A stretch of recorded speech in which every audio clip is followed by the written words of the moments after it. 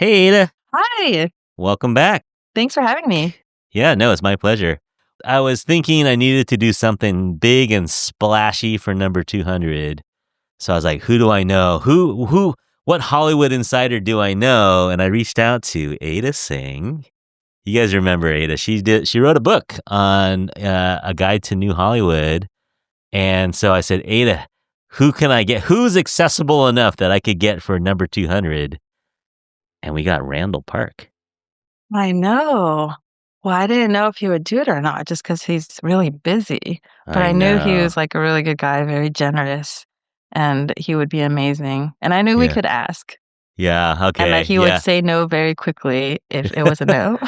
You know what? You almost killed me though because you emailed him and then on my behalf, and then you came back and said, "Oh, he's gonna listen to a couple episodes and let you know." And that almost made it worse because I was thinking if he just said no, I'm too busy, that wouldn't hurt my feelings, right? But the fact that he was gonna listen to some episodes and then if he came back and said, "Actually, no thanks," that would Oh have my really gosh, I know. But doesn't it make it that much better that he was like, sure? Yeah, no, it does. But when you said that, my heart sank for a minute. I was like, "Oh no, Oh, you he's gotta gonna have say." confidence. I mean, I you've know. done 199 of these. That's true. That's true. He's just a guy. He's just a guy. No, I'm As my excited. mom would say, he puts on his pants one leg at a time. And I'll probably tell him this to his face when he comes on, but he really is like that guy. You know, some people Mhm. you might think, oh, they have like a Hollywood persona and they're just Yeah, sort of yeah. like playing a part, but like people who have known him since before he was famous were just like, yeah, no, he's Yeah, been that guy since. yeah, Like super yeah. funny, super kind, super generous. So the fact Uh, that he said yes to this doesn't surprise me. yeah. No, we're super happy. All right. So everyone, we'll get on a call with Randall in a second. Ada, thank you for joining us, and we'll be with Randall right after this.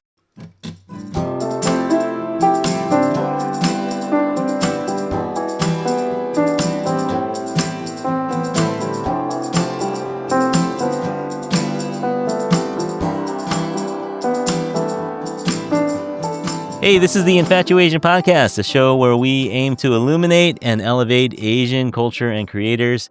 This is episode 200. So, Yay! we decided, I was racking my brain and decided I need someone big and splashy, a real mover and a shaker. So we got Ada Singh on the show. There we go. Yes. Hey. Oh my gosh. And Ada's so shy. She wanted to bring along a friend, so I let her. Oh, yeah. I let her. Yeah. So she brought along Randall Park. Hello. Randall Park, what is going on, man? You have a great voice, Curtis. Gosh, Oh, you wow. you have a very I don't know, there's something very throwback about your voice, like another era, like a radio announcer from another era, So you're saying I sound old? No, you sound like like a young person from the 50s, or 40s, Okay. Yeah. No, I'll take it. I love that era. Actually, I love radio. I've always loved radio. Yeah. You've got a great the radio reason to do voice. this. I missed my calling. I should have been a radio jockey. You calling in from LA today? See, that sounded so radio announcer. Yeah, I'm in LA right now. Yeah. All right. And Ada, you're also in LA, yeah? Oh, I am in LA. Yes. All right. I'm missing out. I should have flown down. You're in the Bay, correct? Yep, San Francisco. So, when you're ever up here, let me know. Owe you a beer. Great. I'll be up there in February, I think. All right. Yeah. All right. Let's do it. All right. And you know Ada, of course. Ada is the author of Breaking into New Hollywood. Did you take a look at your chapters? I think you were in that book a little bit. Oh my gosh. I haven't actually, but Ada's told me about it. It's not even that he's in it. I feel like you helped me so much just kind of I wrote it. I wrote the whole book. Ghostwriter. I know, he's the ghostwriter. No, I think I don't tell a lot of people this because I feel like I don't want to like name drop. But since you're here, like when I was thinking about doing the series, even before it was a book, way before we thought it would be a book, and I was just like, oh, I want to do some explainers helping people who want to get into Hollywood. I called up Randall Park and Mike Galamko because I kind of knew them from just, their work, but also as mentors of LCC at UCLA. And I was like looking for people who are like, oh, I know they care about the next generation. It's not just like because he's famous, and a really good actor and comedic actor, all that stuff. But I was like, I need people who really care about the next generation, have thought a lot about this.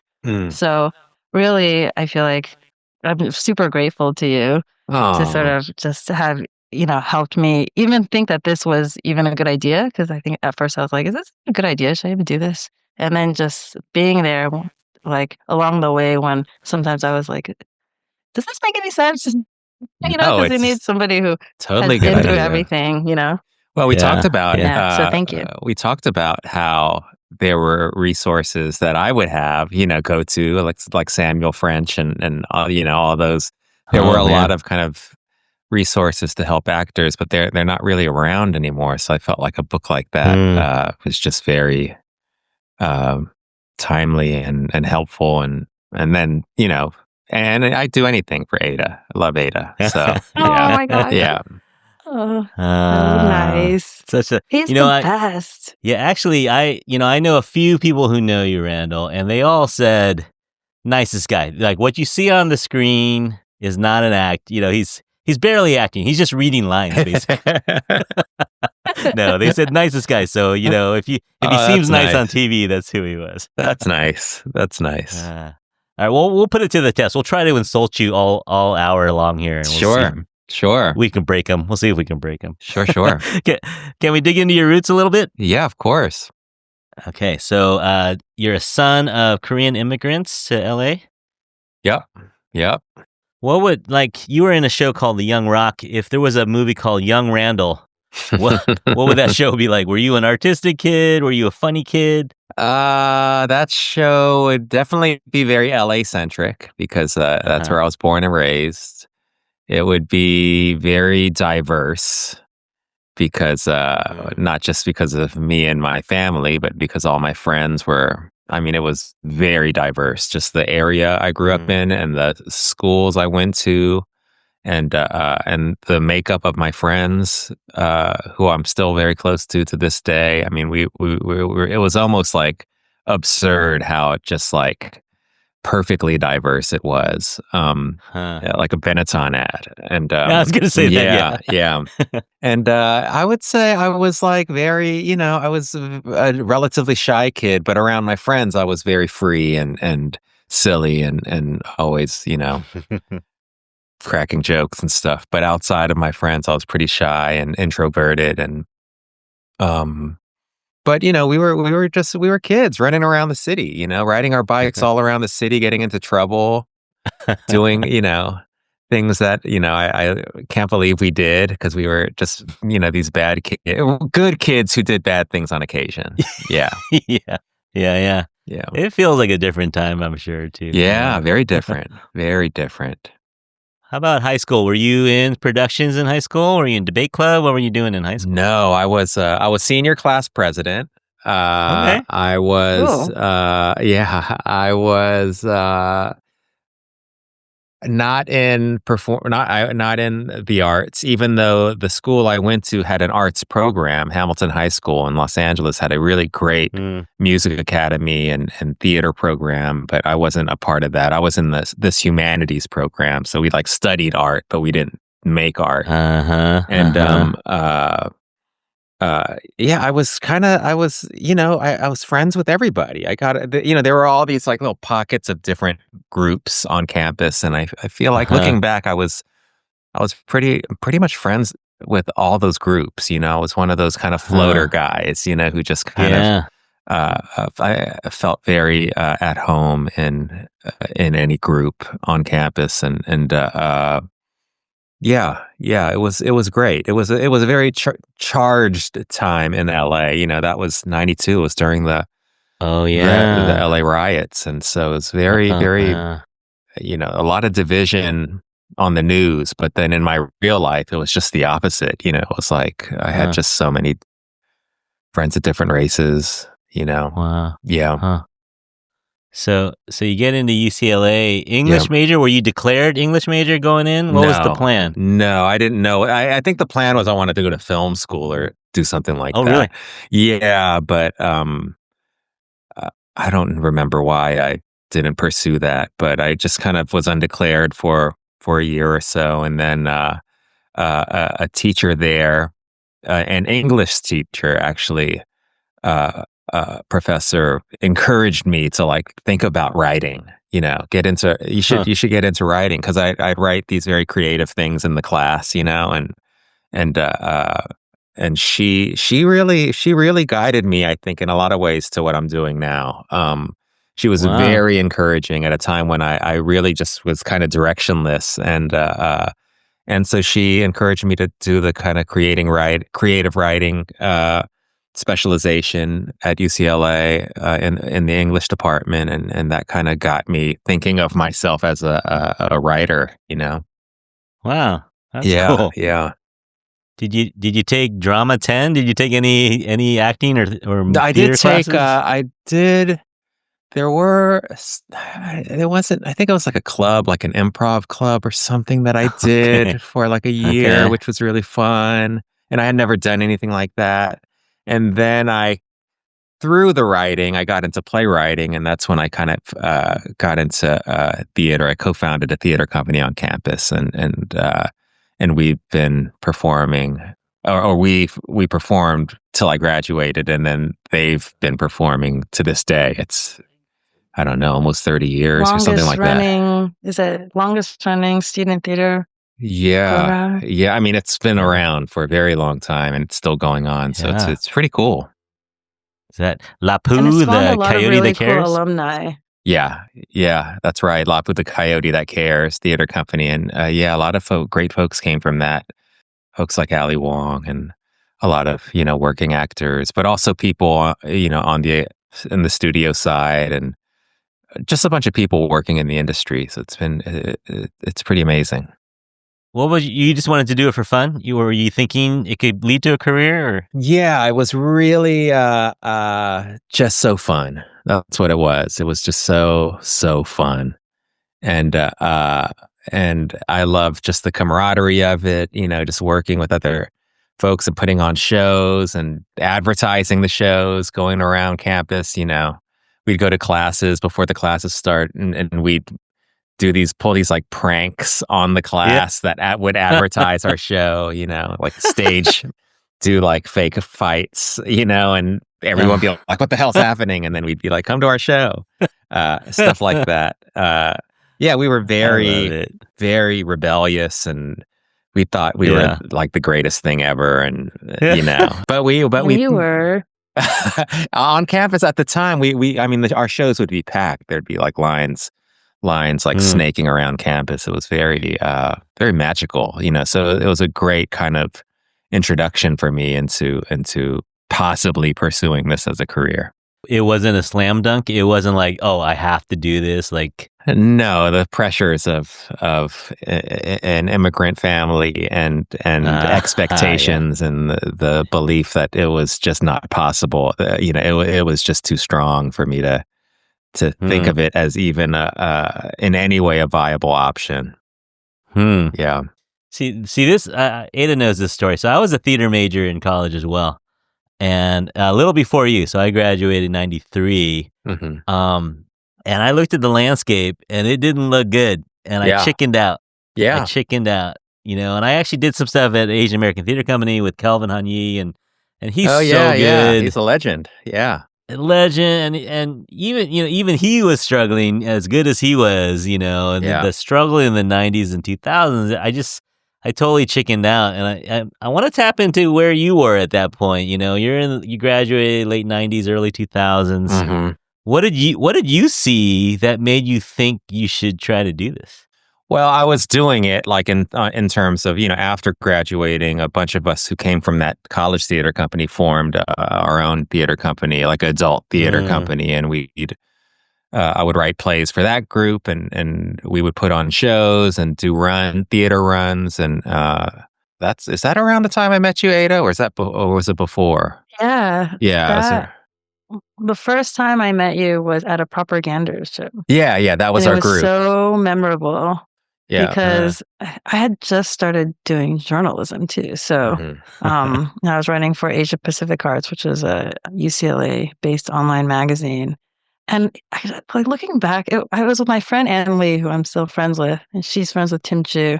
And looking at that show, I was like, oh my gosh, like Samantha Kwan was in that show. Yeah. Yeah, and then like Who just Eddie won an Shin. Oscar for I know, right? Yeah. And it was just so fun. We could just tell you were having so much fun. And even we interviewed you after the show, and you guys were like messing around. And you were in character during the whole interview. So that's why I was joking, like, well, that's when I met you. I don't know if you met me. we were But fools. We were just like we were Yeah. such fools. We took nothing seriously. And just yeah, I mean, it was like there was like skits where you had like you were animals, and were the costumes like paper mache or something? Like that? It was, like, yeah, we would make like our an own ostrich. costumes. Yeah. Yeah, but they were so funny, and you especially. We were like so funny. So I think it just made such a big impression on me as an early journalist. Wow, that's nice to hear. But yeah, we would do shows all around the city, and we did that for many years. And I think that was and then in the meantime I'd have day jobs, working in offices and doing graphic design for this weekly newspaper, but at a certain point I just felt like so much encouragement from that group of people, and those performances that we did, and I felt like, oh, maybe I can do this. And we had folks like Eddie Shin, who is a very talented actor, a working actor in our group, in our little theater company. So I know people. And Gilmore Girls at the time. Yeah, that's right. That's right. Yeah. So I knew people who were doing it, Okay. and I thought, oh, maybe I can do this. I don't know, So at a certain point, I decided, you know what? What happened was I got laid off of a job. I was doing graphic design at Cedars-Sinai Hospital, just building like posters, and I got laid off, and then I broke up out of a long-term relationship, like almost on the same day, and I thought to myself, I feel like I have nothing to lose now, so I decided I'm just going to go for it. Yeah. Yeah. Okay. Do you remember like the audition practice back then? Was it all in person, and was it like the same 10 guys every role you see the same 10 guys? Pretty. I mean, pretty much. I mean, it's very different from what it is now. Everything is self-tape, and but you would have to.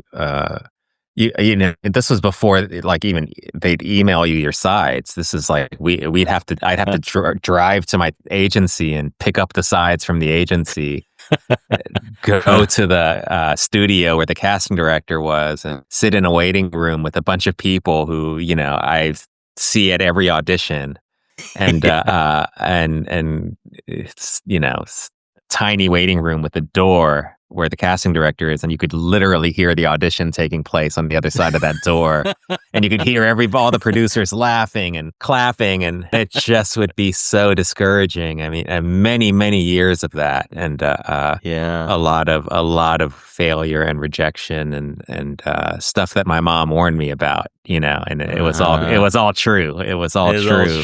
It was very, very difficult, I mean, really a tough thing to pursue.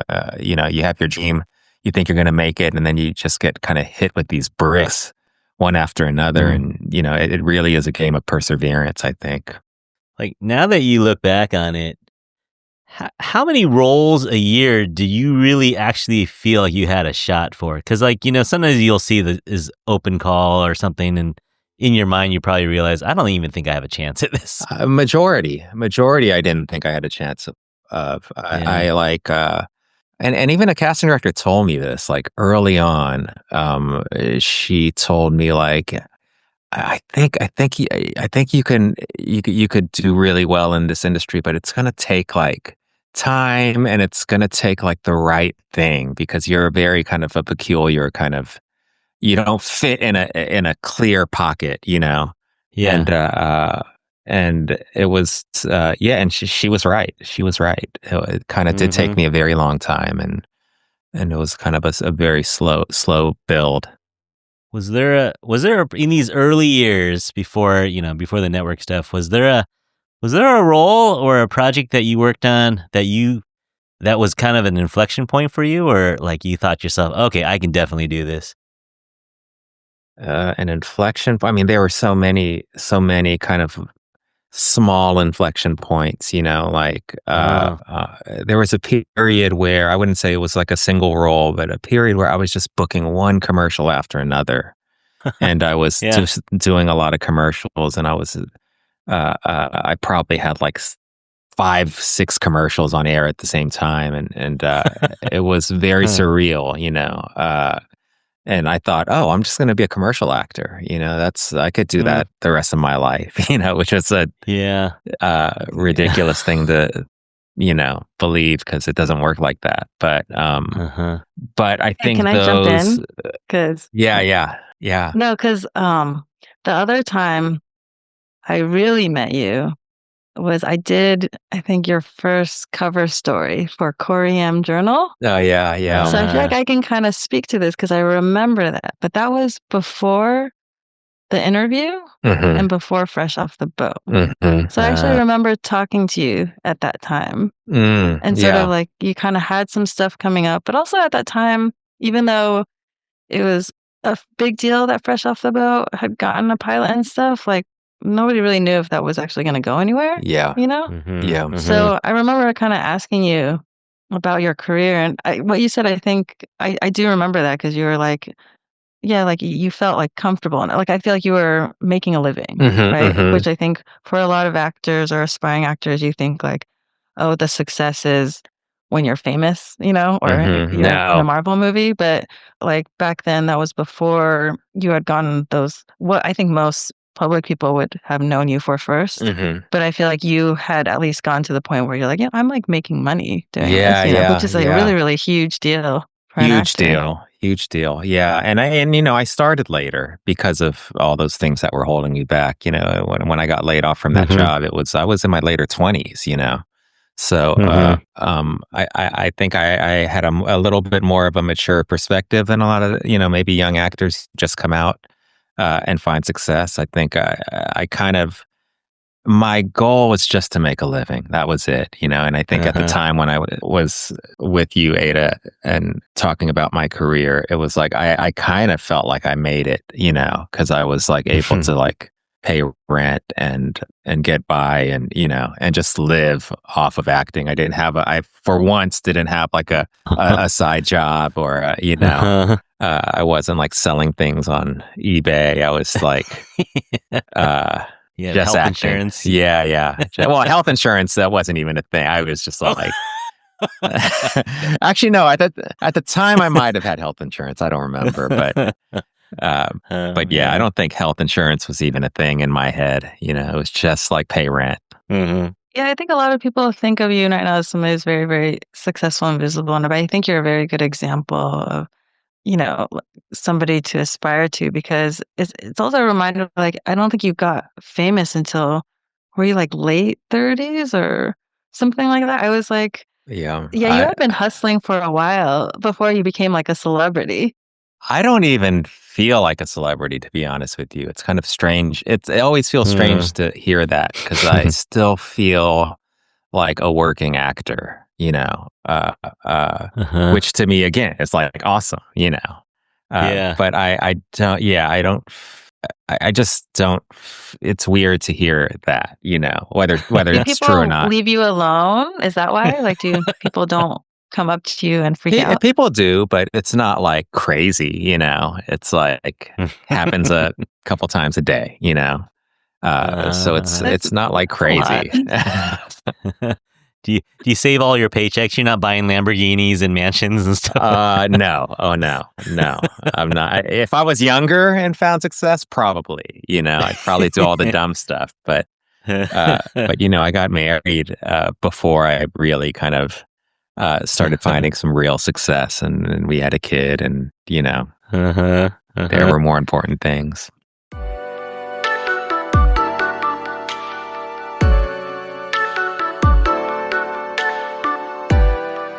All right. Well, let's talk about some of that success.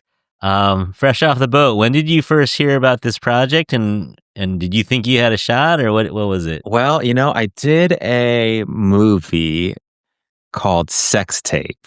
I don't know if you remember that movie. I do. Yeah, I do. and I had a very small part in it, but I, loved working with Jake Kasdan, who was the director, and he had a producing partner named Melvin Marr, who was a part of that. And Melvin, we were hanging out in Boston while I was shooting that, and at that point, I had been working pretty steadily, not like in anything like major, like high profile, but actually that's not true. I was recurring on Veep at the time. Yeah, I remember that show. And I feel like when you talk about like pivotal, like inflection points, Veep was definitely an inflection point for me because it was a successful show and it was critically just very much a critical darling, and I had a great role in it. It was fun, and and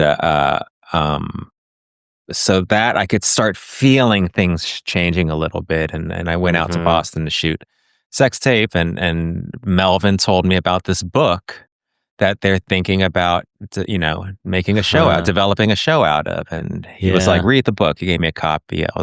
Read the book. I was like, "This is amazing." And told me, think about, we're thinking about you for the dad. And I was like, sure, whatever,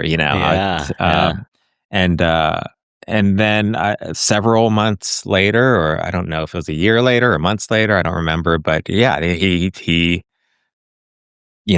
called me and was like, at this point, I had already booked and shot the interview, but it hadn't come out yet. Okay.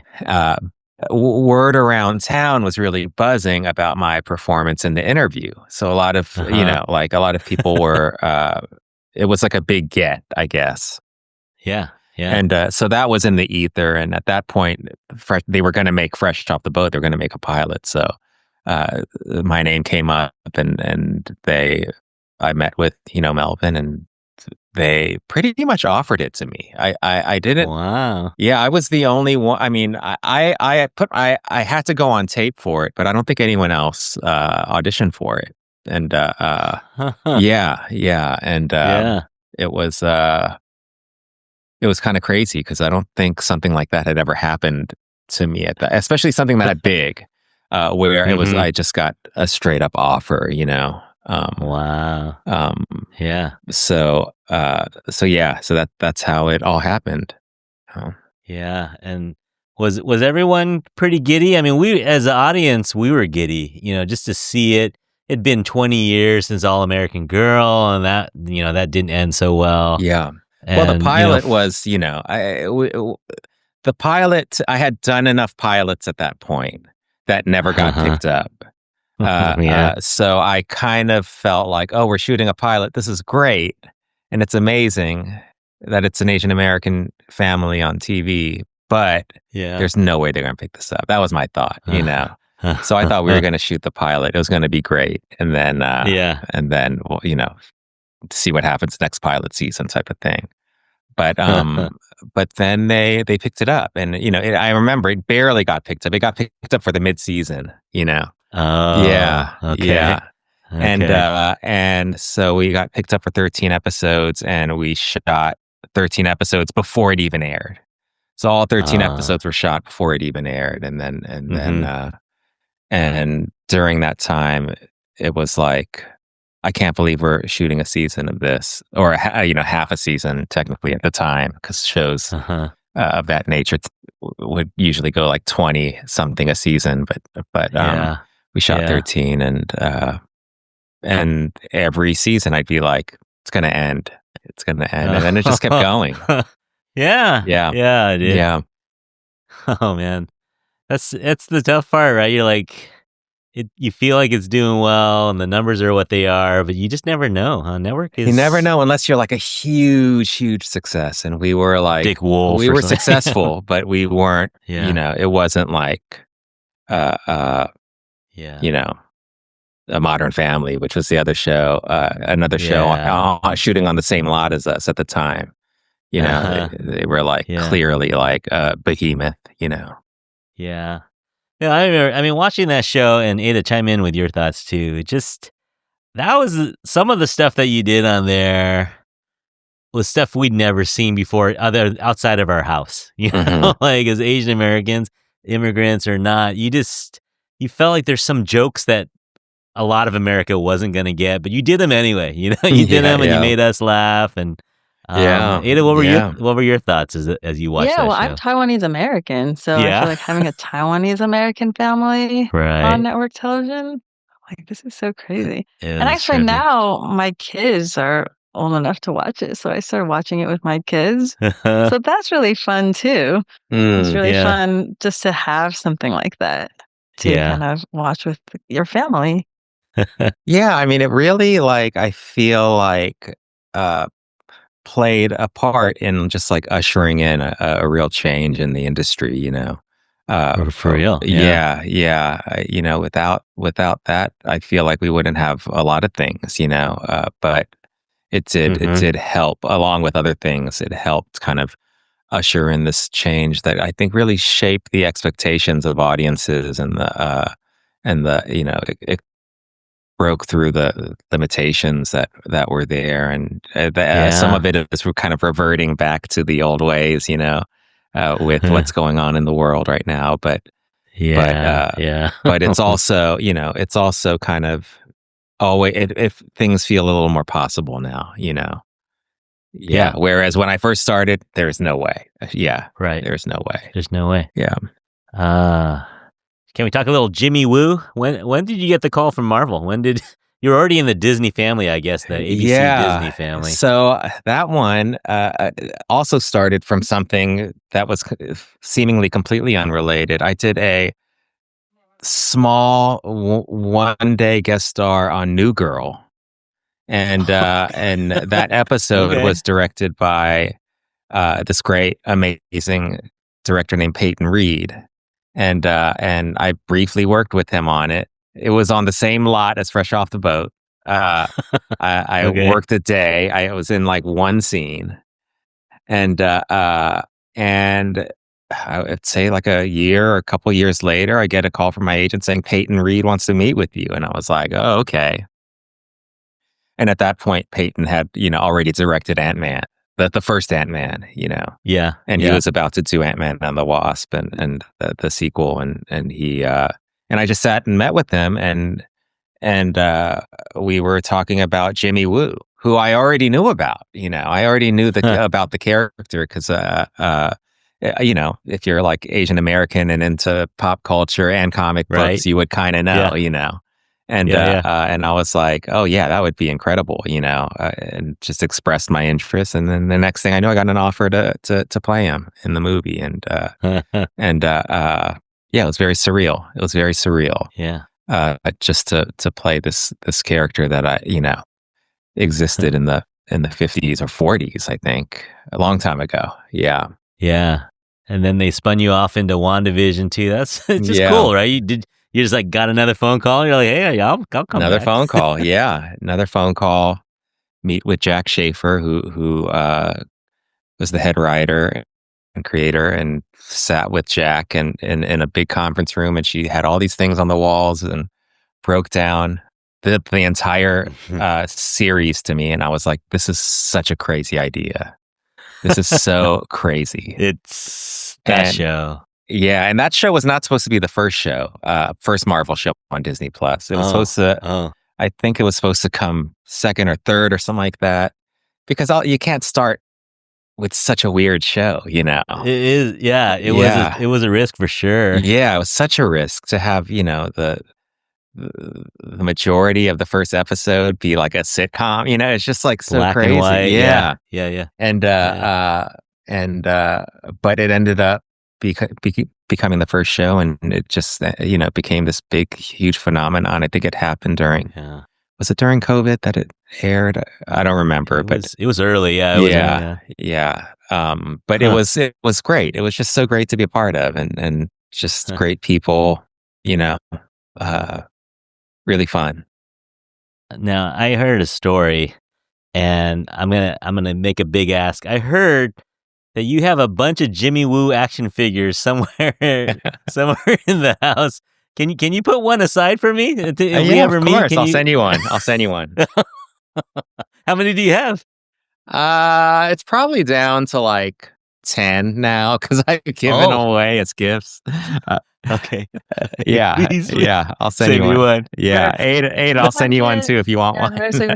Oh, really? Yeah. Okay, sure. What's the story behind that? I don't. Early on, I think maybe shortly after WandaVision, or it might have been before shooting WandaVision, I got some paperwork, or I don't even remember. I think my lawyer sent me some documents like about being okay with. I think I was shown images of what an action figure would be, and I'd be like, oh my god, of course, and and approving images and stuff, but I nothing.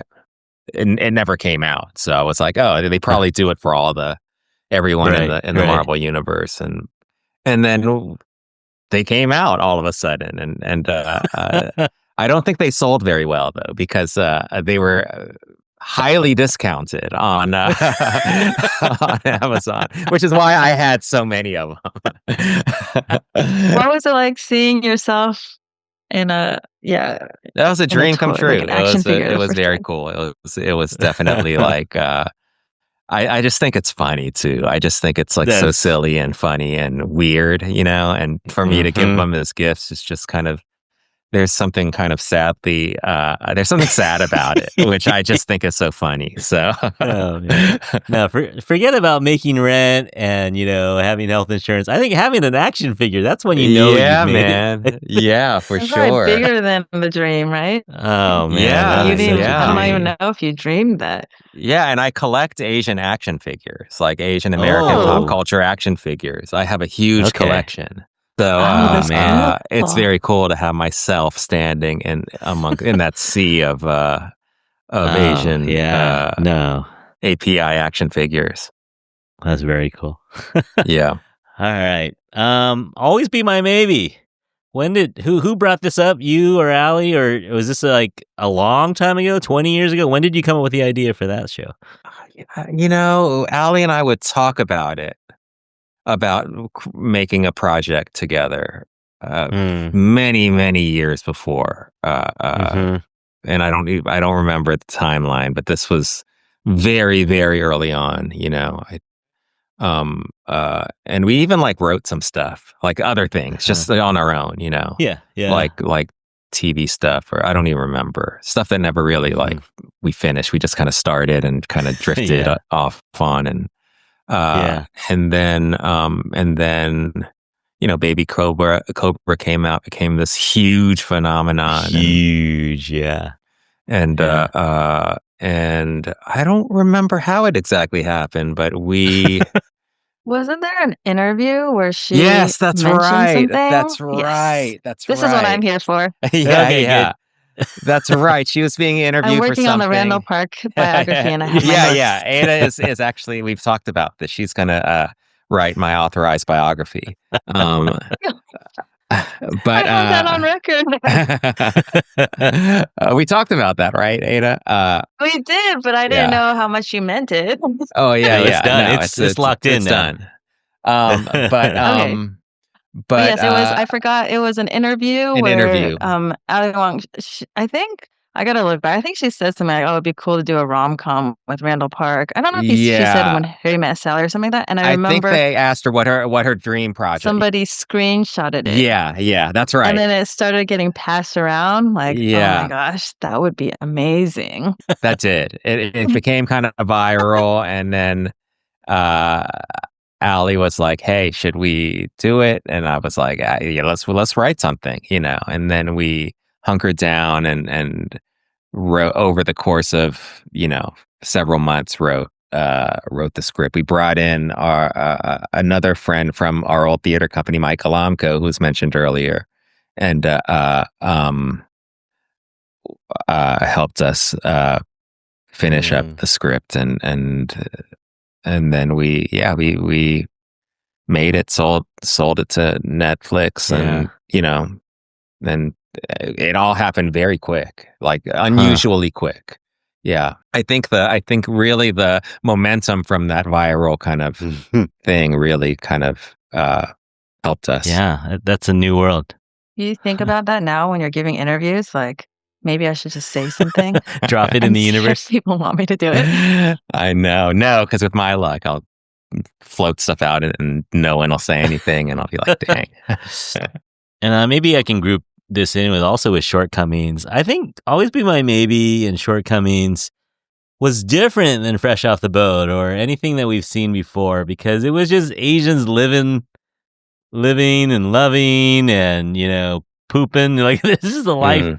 It was just the life of Asians that, yes, all the characters are Asian and they have characteristics from their families or life or whatever, but it wasn't the fact that they were Asian. That wasn't the main thing in your films, in those films.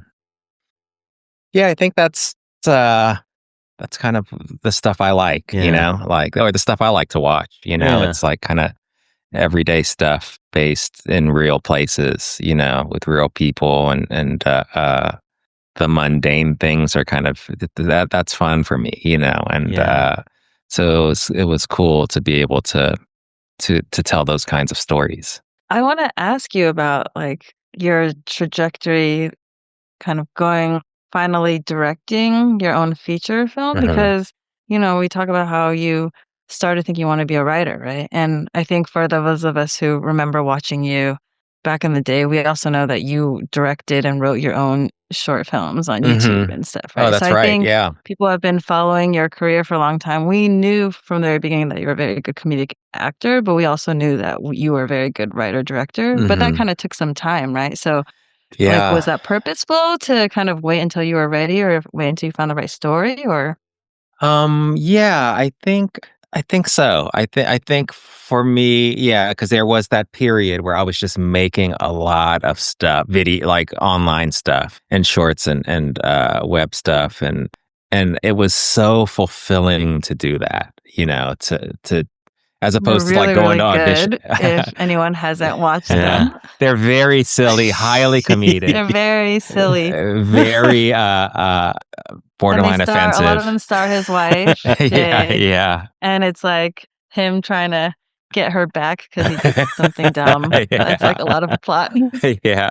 But there's a lot of violence and a lot of just very silly.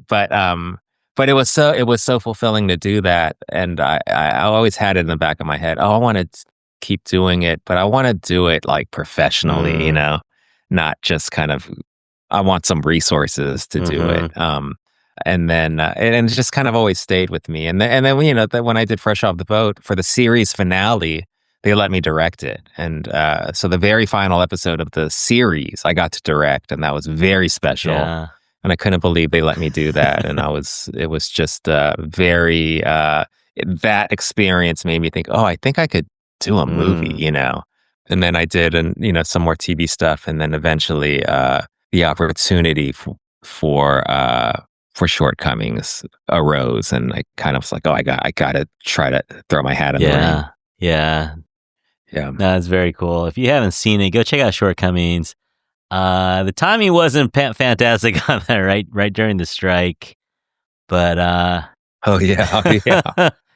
So it's all good though. I feel I love that movie, and I had such a it was, the whole experience was very transformational for me. So it holds a very near and dear place in my heart. Can you talk about that more? Why is it transformational?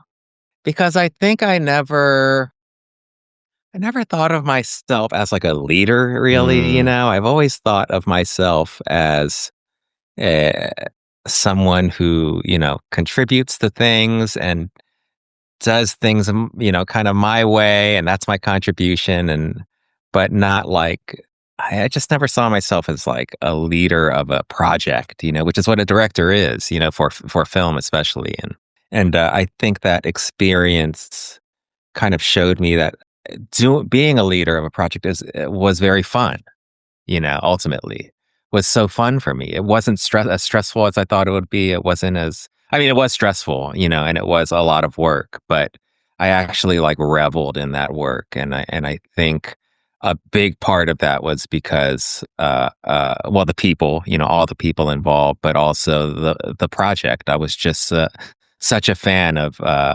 Shortcomings, the graphic novel, and of Adrian Tomina, that I like. Yeah.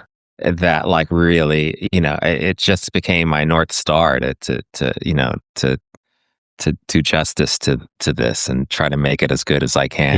Yeah. So it was very fun. Yeah. And I mean, as an Asian American male, you just didn't see, even 2020s, right? You're still not seeing a lot of stuff about you as a romantic lead or as a, like you just don't see a lot of yourself, speaking for myself, a lot of Asian male leads like with feelings and romances and, getting the girl and not getting the girl. Like you just don't see a lot of that.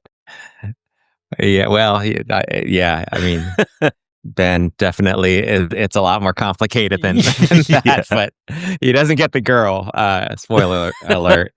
But yeah, I think all of that stuff plays into like why it was so meaningful for me, and also the self-examination, that he goes through, Yeah. which I think is something we all Yeah. should do, more often. Yeah.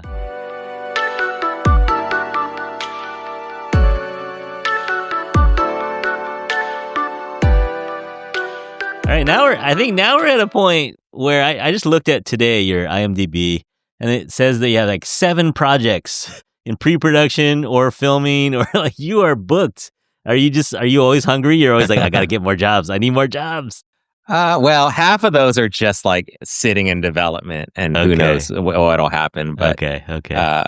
but yeah, I don't know. I still feel that kind of working actor mentality thing. Like Mm-hmm. I like to work, and I don't. I think a lot of actors get to a certain point and they just like won't do certain roles. They won't do a small role on an indie. If they're too big for it. But I just think differently, and I think it's because I don't know, maybe because again, like that history that we just talked about. Yeah. I'll do anything that's fun. Like Yeah. if it seems fun, if the people are great, or if the project is great, or if the character is different, and if I'm Yeah. available, and if it makes sense, then I'll do it. And Mm-hmm. to me, it's that's like the great thing about being an actor. It's like you get to Yeah. work with different people all the Mm-hmm. time, and that's like a lot of people can't say that, and it's such a blessing to just be able to be in this industry and to work. So I just kind of keep that mindset, and so when something comes my way, if it seems like cool, I I love it. I want more Randall. I want Randall and everything. 'Cause like I love it when you just pop up at it. Like I didn't expect you to be in the Residence. I don't know why. I just all of a sudden there you were, and I was like, oh, this is so cool. There he is. Yeah, that was super fun. That was a great group. I just love that whole team. It was a blast. Yeah. That is cool. That's like a mark of a true star and celebrity when you pop up in stuff Yeah. and people are like, There he is. and I feel like you had that even from the very beginning, like when you were just doing like small into like Asian American Film Festival stuff, Oh even yeah, before yeah. you were that famous, like you would pop up and everything, and we'd be like, oh, there he is. There's Randall Park. Yeah, I just like to I just like to have fun, and that's what a lot of these things are, opportunities to have fun. Wait, can I bring this back to high school? Because Curtis, you're a high school Yeah, teacher, but okay. I feel like when I think about what you said in the beginning of this interview, Randall, where you're like, oh, I just get along with everyone. I like hang out with these people. I can hang out with these people and hang out with these people. But then you're also like the student body president. I feel like, yeah, you're still kind of the same way, right? You're like still jumping from project to project, having fun. And then you're like, well, you can also be That's the true. student body president and kind of make your own thing too. Yeah, I guess so. I guess some things don't change too much. I just like to hop around, Yeah. If you had to recommend something, like someone who's not familiar with your work at all, like someone who's never heard of you, what would be the one thing you got to watch this? Like, what's the one thing that you like for the Randall Park starter pack? It may be 3 things. I don't know. What are some things, the starter pack that we should all watch? That's a tough one. Probably Always Be My Maybe would be one, because, for sure. We wrote it. We wrote that, and so much of that story, like different parts of that movie came from our lives, and there are direct things that have come from my life that we plugged into that movie. Okay. So it's very, very reflective of me, I guess. Yeah. And then I don't know. It's a tough question. Can I throw one in there, which is really random? IKEA Heights. Oh yeah, IKEA Heights. Yeah, that was Do you know what this is, Curtis? No, I've seen it on the sheet, but I've never watched it. No. Do you want to explain it, Randall? I just think there's so this something was about during it that time when I was making like a lot of stuff, and I was involved in this community called Channel 101, where we'd make our own web series. And this was not one that I created, but another writer in that community created. And it was basically this soap opera that was shot in IKEA. And we'd use the sets as our sets of the soap opera, but with like the customers like roaming around, and we just wouldn't acknowledge them. And so there'd be like these really heavy dramatic scenes, and the customer just kind of like looking like, what is going on over there? And you guys got kicked out eventually. Yeah, I feel like that's part of the fun of it, watching him, the myth. We got and kicked watching out. him commit, but knowing that he's not supposed to be there, but how much he's committed. Yeah, and there's an episode or two where workers actually stop us during the scene, and we just keep going, or we play with we use them in the scene. I mean, that is a good one, Ada. That's a good one, actually. Okay. Yeah, because I feel like it's sort of like the spirit of you. Yeah. So that's you as an actor, like it's just even like some of the cameos that you have in like the Seth Rogen films and stuff. I feel like there's a similar kind of spirit. And then true. and like just because everybody knows your like more famous movies, but I feel like The Food, that's what it's called, right? The Food. That's you as writer, director, early Randall Park writer, director. That's a good one. That's a really good one. I'm proud of that one. That would be another one. Yeah. That's a short about a struggling restaurant deciding to basically put cocaine in their food so that people more people would support the restaurant. I just keep coming back. I don't know why. Who's in that? Hari Kondabolu is in that, right? Yeah, he plays the late great Jonathan Gold, a food critic of. He plays Jonathan Gold. Yeah, Hari Kondabolu. I freaking love that guy. Yeah. Nah, I think it's just, I watched this silly thing you did. I don't even know what it was called, where it was like you were a restaurant that presented vegan food, presented meat in a vegan way. It was just so silly, but your delivery. Yes. It's a YouTube thing. Jonah Ray. That's Jonah Ray's show. Yeah, it's so silly, but your delivery. Yeah, you just do you ever break? Are you the guy that can just keep your role no matter what and get through these? I'm pretty good at not break. I usually don't break, but every now and then. In the propaganda interview I did, I feel like that was a really long interview. You kept in character the whole time. That was my first impression of you. Yeah, I usually don't break. I'm pretty good at. Amazing. Yeah, but every now and then, something will get me. Who's made you break? Can you remember? Or is it more circumstantial? I can't. Right? I mean, it's definitely happened a bunch of times, but I can't. But definitely during those days when I was making stuff, a lot of videos. I mean, I think I'd break a lot. My friend Marcus Ray, who's one of my closest friends, who we used to do a live show together in LA, a 2-man sketch show, and we made a lot of videos together. And that guy was one of the funniest guys I know. He'd always have me cracking up. But yeah. Wait, I have a question. You don't have to answer if you don't want to. But has anyone asked you to do Saturday Night Live? No, never. That's one of my I feel goals like one we day. should put this on the internet. We gotta I get don't- it out there. I- you Has know, anyone put Randall Park in Saturday Night Live? He's an excellent sketch comedy person. Improv, yeah. Improv. Oh man, yeah, that's one of my like dreams. Like, Okay. to do that one amazing on day. Saturday Night Yeah. Live. I would love that. You I would love guys, that. Who can we talk to? I know. Who do we know? Bowen Yang, don't you? I don't know You're not Bowen. there. I don't know Bowen, but You know Andrew On? I do know Andrew. Okay, you talk to Andrew On. And I do, and I have exchanged messages with Bowen, and he's he's awesome. We're gonna make very this sweet. happen. Ada, we're gonna make this happen. Till your next movie. Yeah, the next Because big you have to thing. be promoting something. Yeah. Okay. You would be amazing. Amazing. You would be so good. That would be Oh my super fun. gosh. I've been there a bunch of times and seen stuff because I have a lot of friends who work there, and All right. yeah, it's just such a great This institution. is a travesty. All those years of Yeah. Fresh Off the Boat, nobody asked Randall Park to go on Saturday Night Live. What the hell? What the I'm hell? offended never. on your behalf. Okay. All right, it's happening. okay. It's happening. All right, Randall Park, you have survived our difficult questions. Are you ready for our YAO, which stands for Your Asian Opinion? Can we get your Asian opinion? Yeah, sure. Let's see. Is there not something that you've been in, but is there an Asian or Asian American film or show that most influenced you? Asian American film or show that most influenced me? Let me think. I mean, in a lot of ways, they all have because there were so few growing up. Yeah, you know? I know. There's like 3.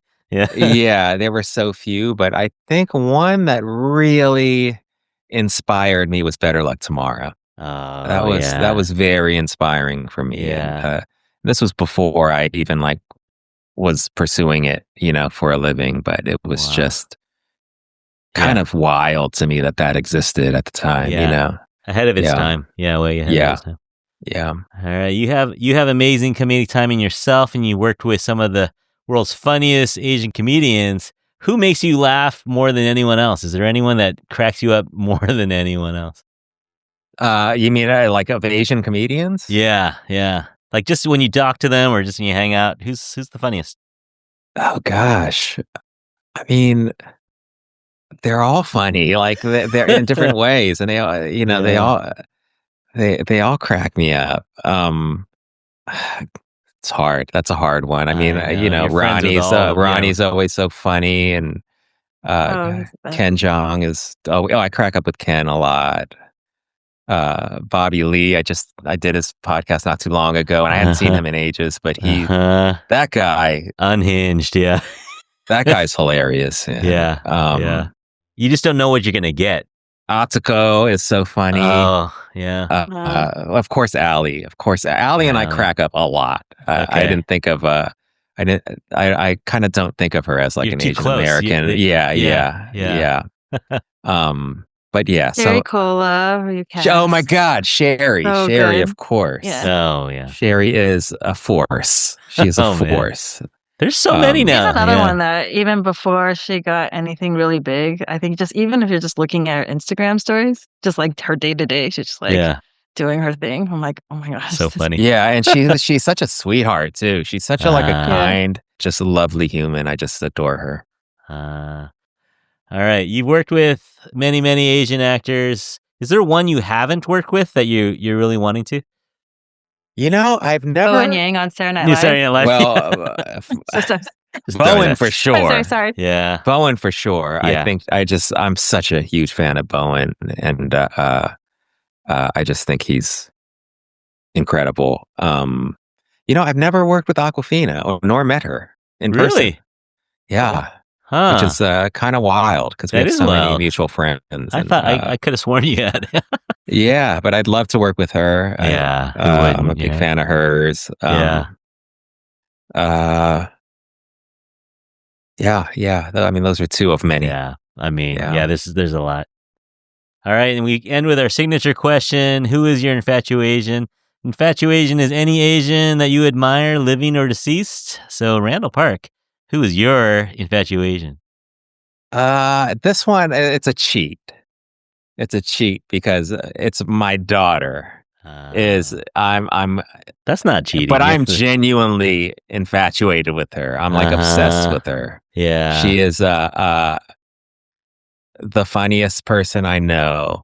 She is incredibly brave and just doesn't care. And in like the most inspirational way. And she's on the autism spectrum. So there's a lot, she has a lot of challenges, in her day-to-day life, but she just like faces them with like so much courage and is like she just has such a strong personality and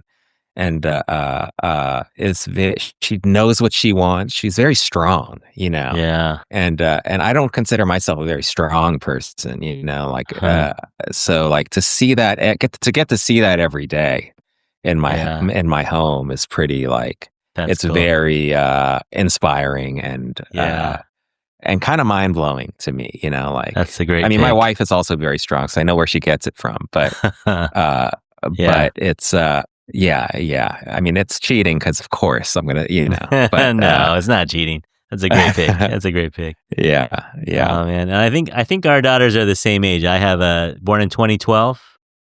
Yeah. That's right. Okay, we got a 13-year-old too. Yeah. So. Yeah. All right, and can I ask another? Besides the action figure, can I ask one more favor? Can you? Of course. Can you do an outro for the show?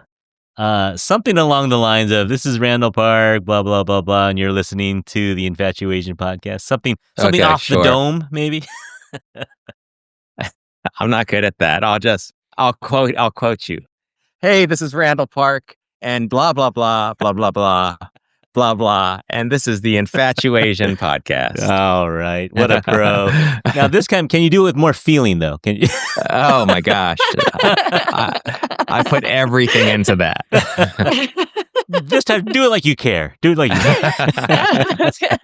No, that was so good, so good. Randall Park, thank you so much for coming on our show. Of course, that was so fun. I love you, it. Curtis, and thank you, Ada. Thank you, Ada.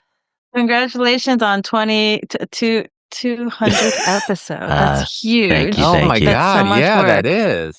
Nah, thank you. It's amazing that you, I mean, I'm sure you've had many great conversations on here. It's been fun. Yeah, that's the whole, same as you. I don't get paid for this. We're not monetized. We're losing money on every episode, but it's fun, and I get to talk to you. That's the best. I respect that. I respect that you don't get paid for this. I really do. Like you're truly just doing it because it feels good, And well, I don't know if Ada told you, but you're not getting paid for this either. Okay, I'm gone. And call. Ada, thank you so much too for coming on and helping us wrangle Randall into an episode. Oh, thank you so much for having me. It's so fun to see you both. Yeah. We'll have to hang out. So fun to see you. And I gotta email me your addresses and I'll send you guys.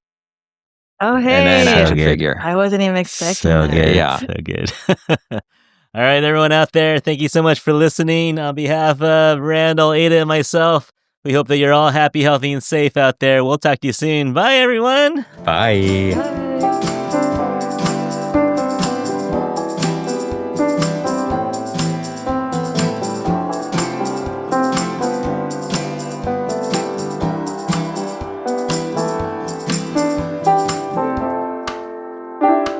All right, that's a wrap. Oh, Randall, I wanted to tell you really quick before we go. I did the New York Marathon last weekend. Oh, I know. I wanted to ask you about that. How was it? Yeah, it was good. I did it slow so I could enjoy and but it felt really good. Isn't it incredible? Yeah, it's so cool. So much energy. Curtis, you ran? No, I ran in high school, but my knees are no good. Yeah. I feel like it's all about injury prevention once we get older. Totally. It's all about recovery. So I got in a little bit. Yeah, I'd gotten hurt a little bit before, but like enough that I could like properly recover. So I was able to do it. But it was so fun. Wait, where Randall did it last year, so he I did gave last me year. advice. Yeah. Where do you live, Ada? I live in Orange County. Oh, okay. I was In gonna say, Fullerton, yeah. we should train together if we ever do it again. Yeah, I know. That would be good. And you should join us, Curtis. You should join us. I'll yell at you from the car. Faster. Yeah, I'll come up for like a long run. How's your? I think had you like hurt? How's your legs? I've been running again, but I've only been doing like good. like 4.5 mile runs of this route. I haven't run more than that. No, that's good though. But you gotta for now. Yeah. Did you see Ada's reels? She was posting every few miles. She was posting a reel, and then at 24 miles, she posted, and it was going kind of slow, and you saw a lot of people walking, and then her phone died. So all of us were like, "Did she finish?" Like it took her 8 hours to post. My mom got really worried. She was just like, "Are you okay?" But you know, like how sometimes, like at the end of races, it's just like too much. Like there's no like reception. Yeah. So I think I was like posting along the way, just like, "Oh my this," and then I just like died. And everyone was like, "What happened?" My mom was to like, her? "Are you okay?" Oh my god! But congratulations. I think it was funny. You know how they show you the official photos. I looked at them, and there's like photos of me going. Oh, you're on your phone. Oh yeah, I bought those. I bought mine. Like half of the official photos that I was in. And even if I look terrible, I bought it. I feel like there's one where they caught me taking off my sunglasses. I was like, wow, that's the photograph Slice of life. Of me realizing I couldn't see. It's too dark. Oh wow, that's so cool. But yeah, no, it was really. Did you fun, wear your medal like that event. night and the next day? I walked around New York with my medal. And next time, like I feel like I heard like if like the next day, like you walk around and everyone like, but even right after in the evening, like if people saw, because they gave you like the big capes they were walking around with this like orange cape. So then like. So everyone was like, congratulations. That's cool. So that's really fun. Yeah, it's so nice. Yeah. It's so nice. Yeah. And seeing other people who ran, it's such a community. Yeah. I love it. I love it so much. But Yeah, it's fun. That's great. Yeah, I know. You've given me such good life advice too. That's what we talk about with the book, kind of like him giving Hollywood advice and how it's really just life advice. So I do think of you as somebody who gives like really good life advice. Aw, thanks. Yeah. It'll be like biography / self-help. It'll be, I know. Can you? Oh my God. That's the best kind of biography. Oh, I know. It's like lessons from Randall Park. One day. Yes. Yeah. All right. Cool. I'm gonna let you guys go. Yeah. Okay. Yeah. All right, guys. Oh wait. Can we take like a screenshot picture? I got it. I got it. You want to do it, ready? Curtis? Okay. Yeah, I got it. Ready? 1, 2. All right. Awesome. I'll send those as well. Bye. Good night, All right, everyone. you too. Bye, guys. Good to talking to you. See ya.